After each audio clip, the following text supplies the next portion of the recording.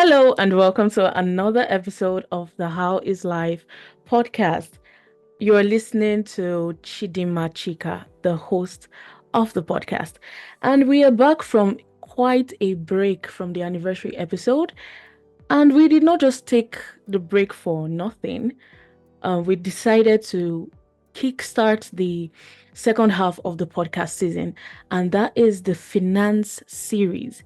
If you've been following for quite a while, you'll know that we started off the podcast year or this podcast season with relationship series, and now we are taking a detour into finance, and we are starting off with nonprofit organizations.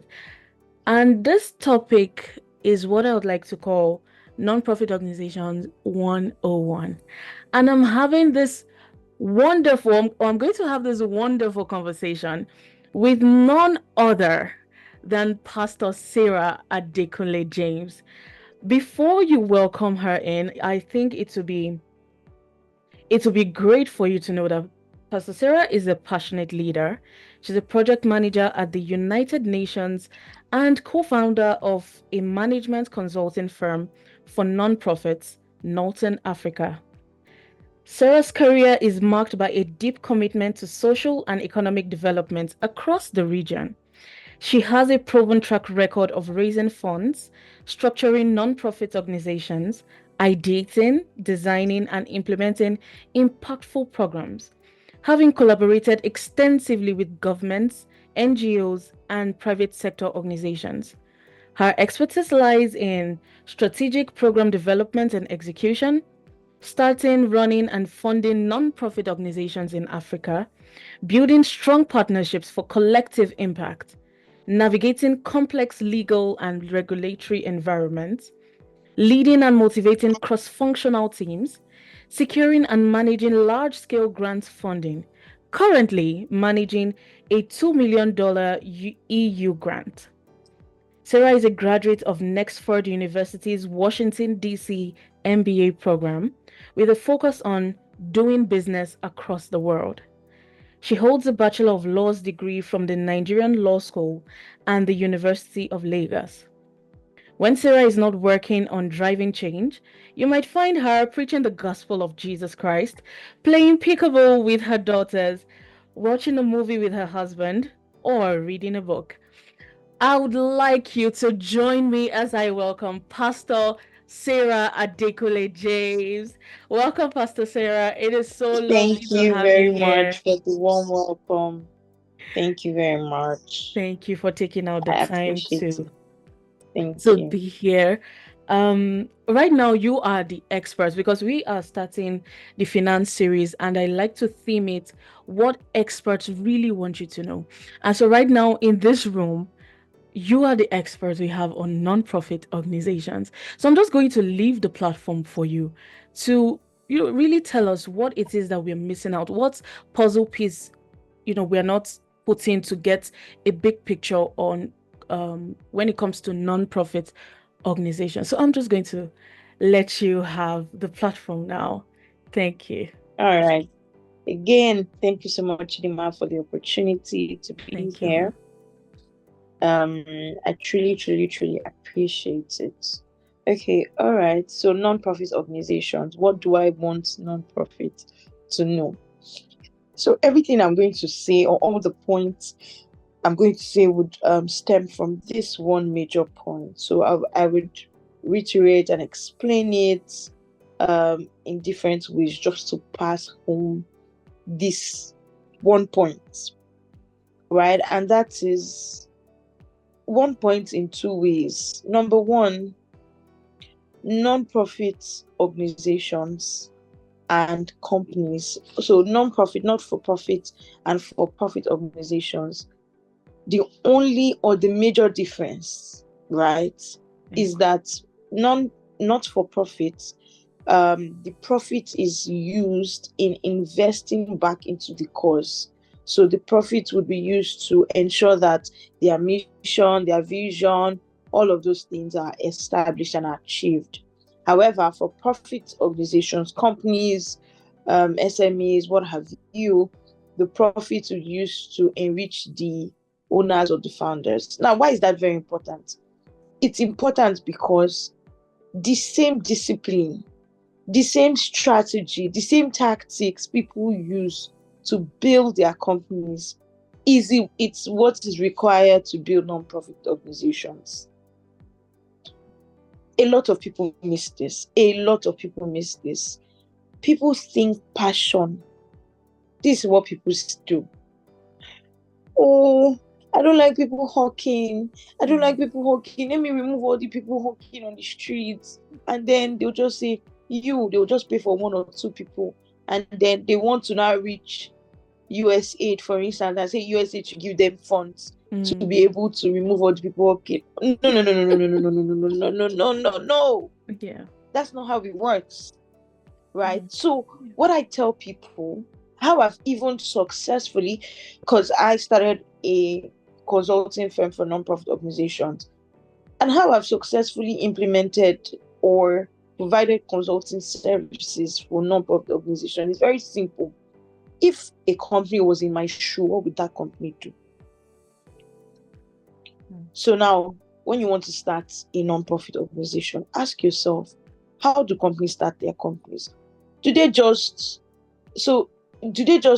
are selling bags, tomorrow they are selling shoes, next tomorrow they are trying to build a tech? That's not how they do. If they want to sell bags, they go all in, do their research, know what they are trying to do. If they want to sell beauty products, they are not selling beauty products today and selling underwear tomorrow and selling So why is it that we non-profit founders, non-profit professionals, today we are solving health problems, tomorrow we are trying to solve education, next tomorrow we are talking climate, next tomorrow we are talking green economy, next tomorrow we are talking financial inclusion, women? Why? How are you building your brand with that? Right? So I'd like to give this statement. I think I saw it. Passion is not enough. In fact, you're passionate about solving a problem is the first step in starting your non-profit organization. However, some people, oh my God, this one gets me the most. Some people that are not passionate have built financially sustainable non-profit organizations. For them, is quote and unquote is like a business. Right? Yeah. That means there is a way to start out. There's a process to follow. There is an expectation after a certain number of time, a certain number of years. Now, with respect to, because one of the problem many non-profit organizations face is that, we need funds to implement a project. We need funds to be more sustainable. I agree, and this is where the major difference, or one of the differences, lie between a company and a non-profit organization. Because as a company, I can sell a product, add my profit on it, right? Add my profit on it, sell it to you, get my profit, and after I do that for a couple of times, I can already say that, I'm breaking even. But for a non-profit organization, people think it's different. I say people think it's different because putting it out there, a non-profit organization can actually sell products, can sell services, can provide services and get paid for it. I already mentioned that the major difference between a company and a non-profit is that if I have a non-profit organization, at the end of the year, if we make 100,000, we are not doing any profit sharing where I take 50,000. No, we are not doing that. I'm being paid a salary, and the whole 100,000 goes back into the non-profit organization. But I said that to say that when approaching the issue of funding, which a lot of non-profit organizations have, I always like to say funding, because for companies, the goal of every company is to be profitable, right? So if, for instance, I want to teach you as a consultant for a company, I want to teach you how to brand yourself. If at the end of the day you will not make profit, you probably not find it very useful. Most people won't. I wouldn't find it very useful. So for non-profit organization, if you are financially sustainable, I believe that you would understand the importance of everything I'm saying. That's why I'm starting from the end by addressing a funding issue. Now, many people have a funding problem, but what they do not know, or how I like to put it to non-profit professionals or non-profit founders, is that I put it side by side with a company trying to raise funds. Again, with this same example of a company. Now, if a company is looking for investment, right? Will the company just say, let's say they just go to Lion's Den. I really love watching Lions Den. I love watching their pitches and all. And will they just say, oh, please believe in me? No, people need it. They need it. Just believe in me. That's not what they are going to do. Exactly. That's not what they're going to do. But a lot of non-profit organizations, for some reason, believe that when we approach funding, they just write a letter, dear this, I'm trying to do this. We are trying to raise 2 million or 3 million. Please support us. And that's all. That organization can never be financially sustainable. So the first thing I like to tell non-profit founders, non-profit organization, is that one, the same discipline, the same tactic, the same strategy that is being used to set up a company, run a company, grow a company, can be employed while you're trying to grow your non-profit organization. Very, very important, right? That's the first thing. Two, passion is not enough. It's never enough to grow a non-profit organization. If you're passionate, all well and good. You now know that you've gotten 5% of what it needs to set up, or what is required to set up a financially sustainable non-profit organization. So that's my second point. Now you will now ask me, imagine there's someone listening, person like, okay, you've said all of these things, it's not enough. What do I now need to do? What exactly do I need to do? So the first thing I would say, right, you see a lot of companies investing in consulting. So you see there's Deloitte out there, there's KPMG. There are quite a number of consulting firms. The reason why companies know they need consult, like, they are not stupid.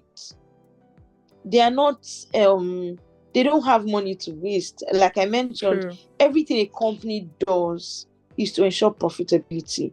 So if a company, right, if a company is investing in consulting services, quote unquote, it's because they know that at the end of the day, this is going to be profitable for them.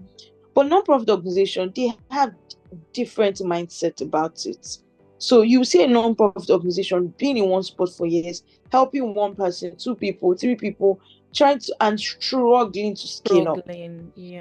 Yeah, the reason why we started Northern Africa, for instance, is because we realized that there are quite a number of organizations helping, providing capacity building for companies.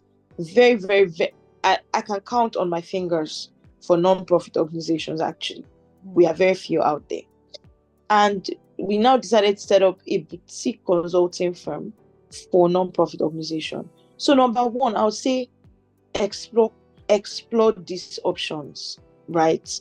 There you might be struggling, you might be saying, oh, I'm trying to do this.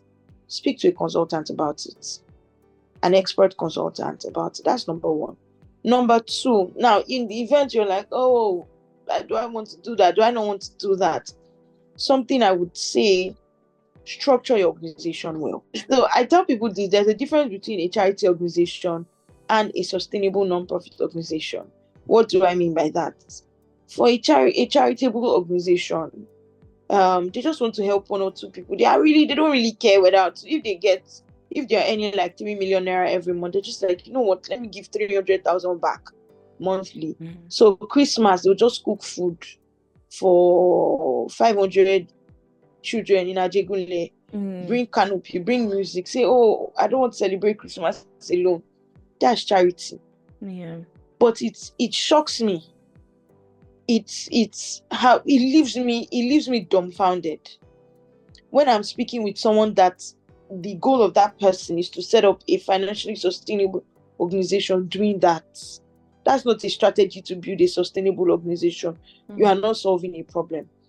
So when I say structure your organization, I'm saying don't just go about helping one or two people. Sit down. What is the number one? I have about organizational structure for your firm, governance structure, programmatic structure, right? What are the policies of your organization?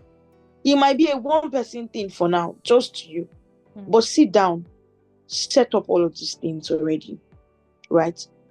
What kind of programs do you want to implement? Have you done the research? Remember, I said it, nobody reaches out to an investor without having a market research for a company, because if there is no need for your organization, for your company, nobody's going to invest in. There's no profit there. Sure. And it's the same thing. Bless you. Sure. It's the same thing. Don't just think because there are like two people in your street that need help, or you want to one particular problem, that is something funders are interested in. Funding agencies are like investors. So do your market research. Go and meet your beneficiaries. Speak with them, meet with them. Understand, don't just understand the problem, understand the root cause of their problems to know how you're targeting your project and your programs. Right? And one of the final thing I would say, which is very, very, very, very important, is have a strategic plan. We see organizations like the United Nations, organizations like FAO, plenty of organizations, Google it, international organizations. They have their 5-year strategic plan. They have their 10-year strategic plan. They don't run blind. Those are organizations that have multi-billion-dollar funding. They don't run blind.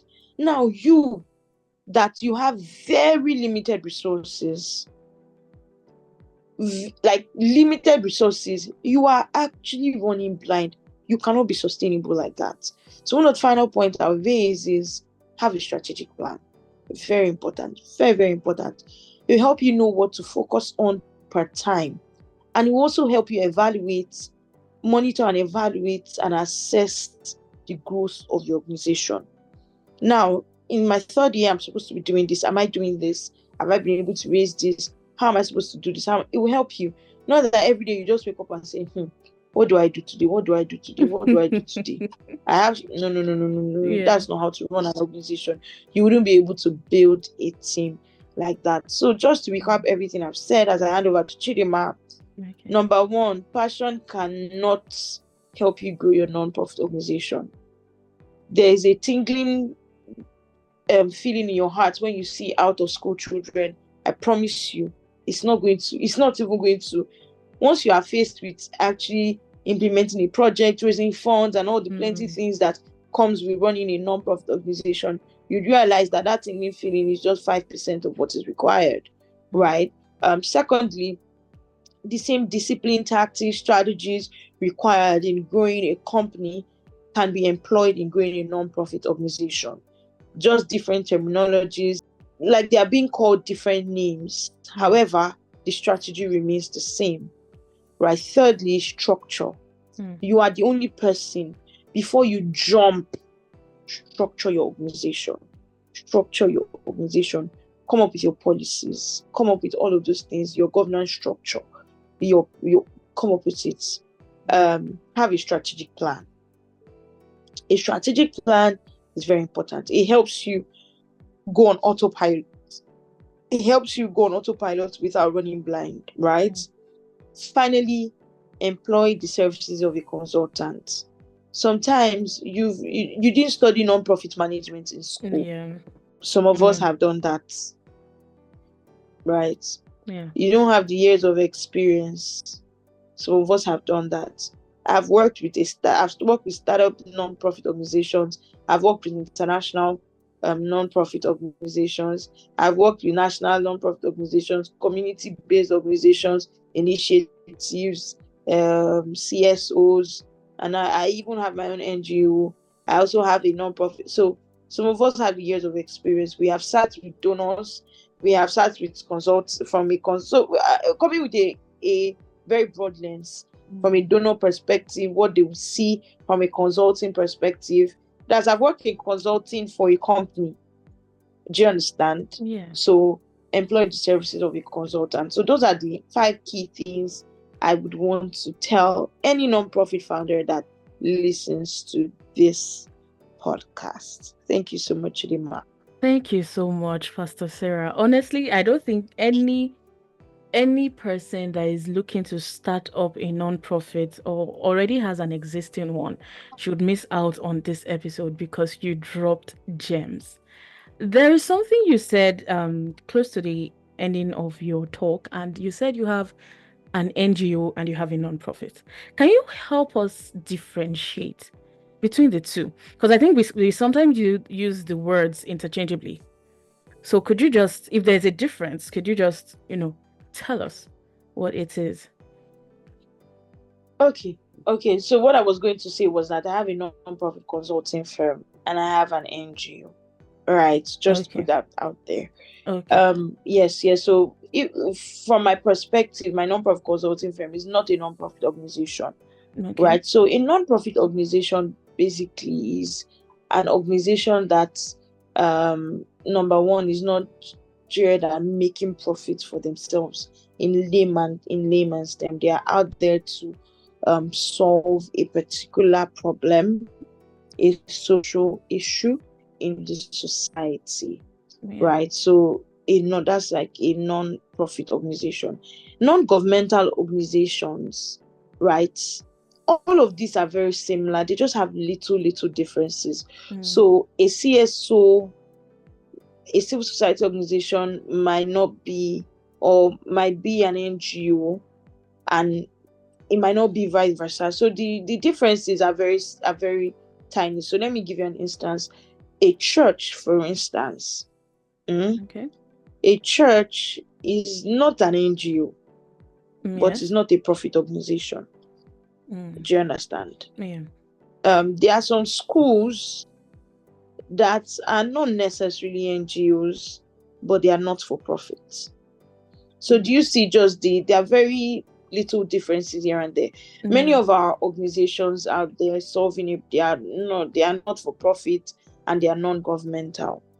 I think the reason why non-governmental is really pronounced is because, when you're dealing with an issue in the society, government institutions, organizations are also they also have a part to play. So if there's also an organization doing that is not government, they are also doing that. You see, just little differences here and there. Okay, and thank you for that. You talked also on structures. I'd like us to just settle a bit on the legal part of the structure. So how can one choose the legal structure for their non-profit? Okay, that's a very simple one. In Nigeria, legal structure for your non-profit will be under the incorporated trustee. This is also something I did not mention, but I usually tell people that before you go into implementing project, try to register your NGO, right? Register it. Nothing Africa can do it for you, or you can just get someone, a lawyer that you know. But ensure that your organization is registered. It would help you to build trust in the long run. So many non-profit I've seen that are just registering now, they've been doing things for the past 2 years, and they have raised some sort of funds, but it's not reflecting on their accounts. And one thing donors look out for is audited statements. So if you tell a donor that prior I've been able to raise $50,000, they are going to check your account to know how much you've been able to manage. And in your account, you probably registered 2 years after you probably registered 2 years after you started putting the money in your accounts, right? And when you're dealing with donors, you might not have the chance to have a face-to-face meeting to explain all of that. It's important that you actually register. So for registering, incorporated trustee, very quite straightforward. Every lawyer would understand what I mean by that. You would need your constitution. You would need at least two board of trustees. This is also something under governance that I don't know. Running a non-profit organization, there are just a lot of things that we probably will not be able to cover in the short time span that we have. But legally, that's the structure you should use if you're trying to register a non-profit organization. Still on the legal side of the matters, how can one's non-profit obtain the tax-exempt status?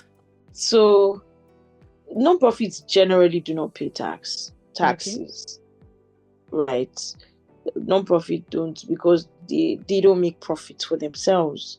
So they will not pay. Yes. So people that really enjoy this are companies where when they give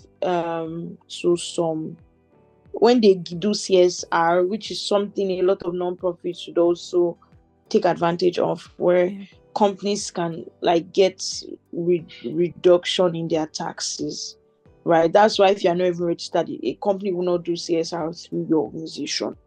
So it's an advantage companies have. But generally speaking, non-profit do not pay tax. I understand where you're coming from. It's mainly practiced in the US, not in Nigeria. If I'm not going to lie to you, 501c3 tax exempt is an advantage. If your organization is registered in the United States, it's a whole thing for them there. But in Nigeria, not necessarily. Okay, that's fine. You also were particular about funding. For the finance series that we are talking about, one thing I would love to do is, after the conversations, we have materials, guidelines, or just something that can really push us to implement. So do you have any materials? Do you have anything that you're willing to share that can just help with fundings for non-profits founders? Yes, so there's this 7-day free course that we're currently doing. It's, in fact, the feedback has been so mind-blowing, because I remember where it's a 7-day email course. It's just a free course where we send you emails for 7 days on how you can attract donors. And I love the choice of words, because it helps you. One thing a lot of people don't know is there's no non-profit organization I've worked at where somebody has not reached out to say, oh, I want to give to your organization. There's some sort of work that is necessary to do to ensure that donors to ensure that you attract donors. So there's this free email course that we're doing. I don't know how to share the link here, but if you just search Notes in Africa on Instagram, it's on our bio. If you look for me on my Instagram, it's on my bio also. Just sign up. You can sign up in less than 2 minutes, and then you receive the first lesson immediately. And in 7 days, for the next 6 days, you would receive daily lessons in your email already. So it's very, very, very, it has been so mind-blowing, right? The feedback, the consultations we've been getting after that, it has been mind-blowing. It just shows me that a lot of non-profits actually need it, right? As I'm speaking to you, over 500 non-profit founders have downloaded it or have signed up to it, and it was released not more than a week, like about a week. I see that a lot of non-profits need this. So it's something, I don't think we'll put it out there forever, to be honest. But it's something that if you're listening to this, you should just go and subscribe and sign up. It's very good. And then we have So we provide consulting services, like I mentioned, because we are literally a consulting firm. We have different services, strategic plan, institutional assessment, where if you've been existing for a while but you feel stuck, you can come and assess it and give you a detailed report of what is happening, what you're doing wrong. Yeah. Or maybe not that you're doing anything wrong, but you get it. What can You be can done just do better? better. Yes. Yes, to help to take you to the stage you want to be. So yes, we have all of that. We have we help people implement design projects, implement projects. In fact, we help people. So we've had clients that just reach out and say, you know what, I want to set up this foundation, do it for me. And then they put us in like a 1-year retainer for us to do the whole setup, structure, everything. So we do all of that. But in addition, we'll still have other training and capacity building sessions that more non-profits can take advantage of, right? Okay. Because because like I said, the goal is just to ensure that we have more sustainable organizations. So just to clarify, whenever anyone signs up for the 7 days course, that is when their 7 days begin to count. Yeah. Okay. 5 minutes. Yes. Okay. The moment you sign up, in less than 5 minutes, your first course will be in your email, sitting pretty. So I think for anyone that would want to be a part of that, and I think if you're listening to this, you should be a part of that. The link will also be in our bio, so you can click on it to download and just get started. And then it is going to come down the minute Pastor Sarah says, you know what, we are okay with the capacity that we have right now. So I advise that you just take hold of this opportunity, this once in a blue moon opportunity. And I would just like to say thank you so much, Pastor Sarah. This session has been really, really insightful. I've had a couple of people ask questions about, starting up non-profits.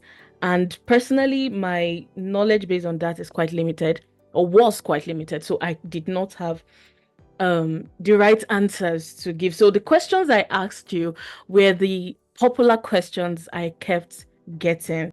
And I am so glad you were able to. I want to also thank you. I also want to speak to the tax. So sorry to cut you. I want to speak to the tax matters, right? It's important that you always just discuss with your lawyer, right? Because with issues of legal tasks, don't try to do it by yourself. Talk to your lawyer. Your lawyer would advise you best. So that's what I wanted to point. That's fine. Thank you so much, Pastor Sarah, for the insights, honestly. And a question just dropped in, and this is a particular case scenario. If there is a non-profit that has a scheme that's built for human capacity development, yes, and then they are teaching a bunch of teenagers, just taking them on tech-related courses. So the question is, can the non-profits outsource jobs for the teenagers? And is there a way the earning can be shared? I think that was how the question came in. Is there a way the earning can be shared? And if it is being shared, will the shareholders of the non-profits be receiving anything, or it still goes back into the scheme? So for me to perfectly answer that question, I would have to see the constitution of the scheme, see some legal work to understand what was already put when they were registering. Do you understand? It's easy for me to say, oh, it's possible, it's not. However, to be very accurate and precise, it would be best if I actually see like a legal document, see your agreements and all. But to be honest, with agreement, MOUs, your constitution, all of these things can be played with, especially when you're not trying to be dubious, right? Yeah.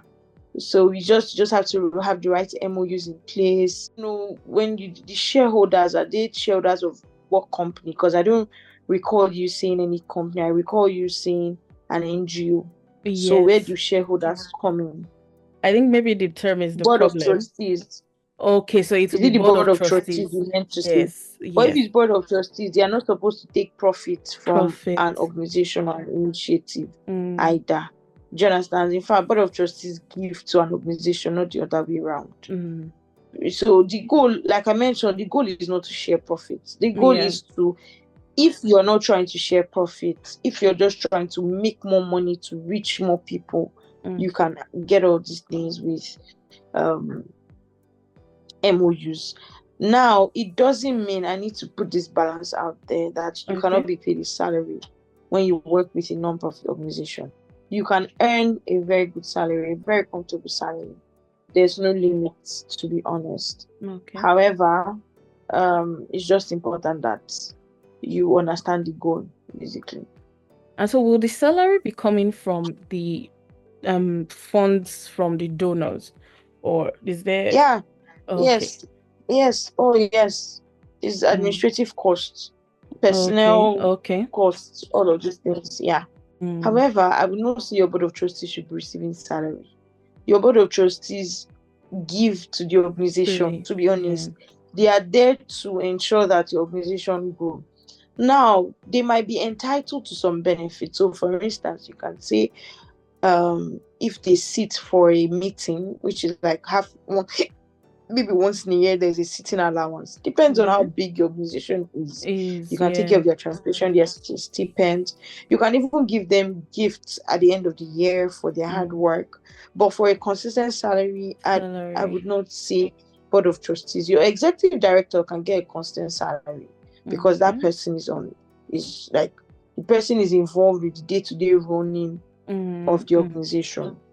Do you understand? Yeah. Um, your volunteers can be paid stipends because they are also Okay. involved, depending on how big. Some Mm. volunteers, the first startup I worked, the mindset of my boss at the time was that volunteers are literally volunteers. It means you are volunteering your Yeah. time Yeah. and not necessarily doing this for money. For money. However, we understand that the situation of the country is a bit, you understand, so you can have Mm. volunteer stipends. At least when you reimburse their data, their transportation, when they do Mm. things for the organization. So all of those things, that's why I mentioned structure. Do you Yeah. understand? Yeah. So it depends on your governance structure, but I would not say your board of trustees should be getting a Being constant paid. salary. Yeah. So those when you mentioned about having about 500 nonprofit founders having downloaded the course, I got kind of giddy because it just shows how much a lot of people would, want to impact their primary societies, want to impact their communities, however little, however large. And I think it's something that can be very very commendable, especially in this new age and time that we find ourselves in. I don't know if it has always been like this. People, being so interested in non-profits or starting up non-profits, but I am so glad that we can see a change. We can see new people coming up intentionally to, start up these things and make impact. So this is me telling everyone listening, both physically and those that will listen much later on. Whatever questions you have, whatever questions you have, just go look for Northern Africa, or you can look for Sarah Adekunle James on Instagram, and then they will direct you properly. This, like it is titled Non-Profit Organizations 101, it is the basic of it. It is just the basic. So if if you can denote or detect from how we've been talking, you will just realize that there are so many things that we cannot finish, we cannot exhaust within the few minutes that we have. But if you need deeper insights, if you need to scale up, if you're looking at how your organization is going to be in the next 3, 5, 10 years, please book a consultation session with Northern Africa, and they are sure to give you exactly what it is that you are looking for. So thank you so much once again, Pastor Sarah, for coming on here, for sharing your expert bits with us, and for being the first expert guest on the finance series. I am so grateful. Thank you so much. Thank you very much. I appreciate it. And I hope it was beneficial to nonprofit organizations out there. Yes. Thank you very much. Have a good afternoon. You too. Thank you. Okay, so you just listen to Pastor Sarah Adekunle James on nonprofit organizations. She is a nonprofit consultant. She's also the co-founder of Northern Africa. They are a nonprofit consulting firm. So you can always reach out to them for further insights. Again, I'll be dropping the link to the 7 days course. Make sure you download it. It's not going to be there forever. I don't even know if it's going to be there throughout the month. So just make sure you download. Just to reiterate on a couple of things that Pastor Sarah had said, she said passion is not enough. Like, it's just 5% of what you need to start up a nonprofit. You need structures. You need legal structure, you need governance structure, you need program structures, implementation, design structures. There are a lot of structures in this. So it's not just about seeing 1 or 2 persons on your street and you're like, they need to go to school. You can do that, and that is charity. Honestly, you can do that.